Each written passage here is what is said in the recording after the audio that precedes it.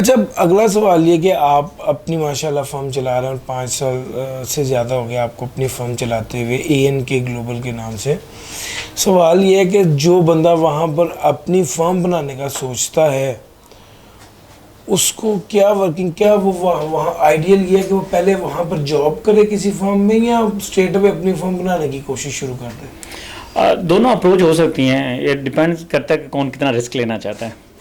اور آپ کو سروائیول کے لیے ڈیفینیٹ کچھ نہ کچھ چاہیے ہوتا ہے. آپ کو مجھے لگتا ہے کہ جب بھی کوئی فارم یا کوئی بھی آپ کسی بھی انٹرپرینورشپ میں جاتے ہیں تو آپ کو 2 چیزیں چاہیے ہوتی ہیں. ایک تو آپ کی بیسک نیڈس کیسے پوری ہوں گی، دوسرا آپ وہ کام کر سکیں گے کہ نہیں کر سکیں گے. اگر آپ کو لگتا ہے کہ آپ کمفرٹیبلی کام کر سکتے ہیں اور آپ کی بیسک نیڈس بھی پوری ہو سکتی ہیں تو might be I would suggest کہ آپ کو ٹائم ضائع نہیں کرنا چاہیے. ایک دوسرا طریقہ ہوتا ہے، جیسے میں اپنی بات بتاؤں تو مجھے لگتا ہے کہ میری بیسک نیڈس ویسے پوری نہیں ہو سکتی انلیس کہ میرے پاس سیونگ ہو. اور دوسرا یہ ہے کہ میں کیونکہ وہاں پہ انڈسٹری میں کام کر رہا تھا اور میں ڈائریکٹ چلا جاتا تو شاید میں اس طرح سے نہ کر سکتا.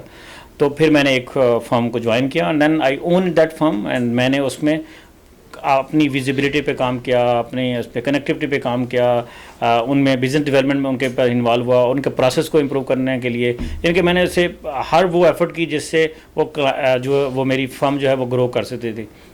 اور دیٹ بیسیکلی ہیلپ می. اور پھر ایک چیز جو میں ہمیشہ لوگوں کو بولتا ہوں کہ آپ کچھ بھی کرنا چاہتے ہیں نا لائف میں، اب ان لوگوں سے رابطہ کریں جنہوں نے وہ چیز اچیو کر لی ہے. مثال کے طور پہ آج میں ٹیچنگ کرنا چاہتا ہوں تو مجھے کم از کم 4-5 ٹیچر سے ملنا چاہیے اور ان سے مشورہ لینا چاہیے کہ مجھے کیا چیزیں میں کر لوں کہ میں ایک سکسیزفل ٹیچر بن سکتا ہوں.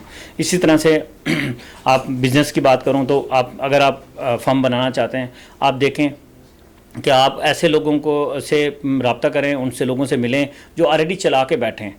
تو اس سے کیا ہوگا کہ میں بھی ایسے کیا، میں نے کچھ لوگ آئیڈینٹیفائی کیے، ان سے ملا اور اس سے مجھے کیا فائدہ ہوا. ایک تو مجھے پتہ چلا کہ اچھا اوکے جو تو میری فرم سروس دے رہی تھی وہ تو دے ہی رہی تھی. دوسرا یہ ہے کہ میں جب ان کے پاس کیا تو مجھے کہیں نہ کہیں کولیبریشن بھی میری ہوئی. مثال طور پہ ایک ایکس سروس میں میری ایکسپرٹیز نہیں ہے لیکن دوسری فرم کی تھی تو ہم نے کولیبریٹیو اپروچ سے جو ہے نا اس کو کلائنٹ کو پچ کیا.